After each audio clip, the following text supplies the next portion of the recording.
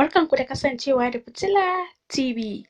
Domin samun sababbin shirye-shiryenmu a kan lokaci, ku danna Sallama da tattausar murya cikin kyawun lafazi nake a gare ka.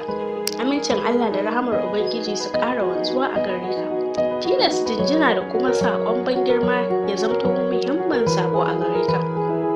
Farin ciki gami da walwala daga baki har zuciya su ƙara wanzuwa a gare ka. Dubin gaisuwa da jinjina su ƙara tabbata ga mafificin tauraro mai cikakken iko, matsayi da nasaba ta gaskiya da amana.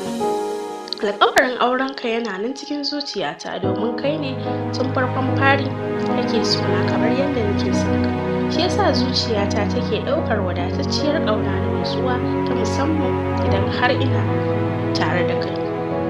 Har kullum son ka da ƙaunarka suna yi min rana tunda har na same ka a matsayin wanda nake alfahari da kai.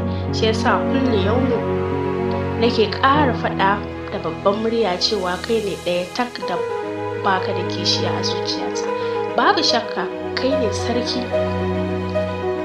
da nake muradi saboda kwarjininka gami da hasken annuri da ke dankare akan kyakkyawan fuskarka, domin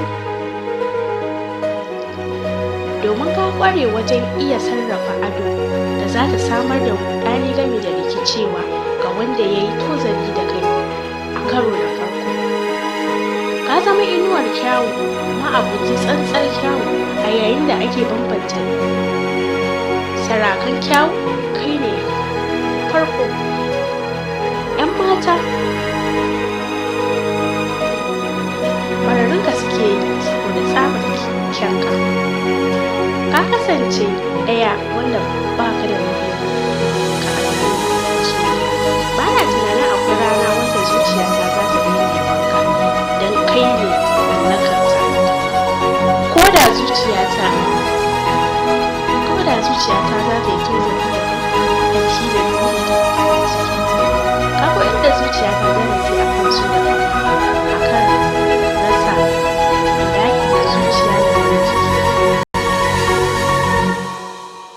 Ku danna subscribe da alamar ƙararrawa domin samun shirye-shirye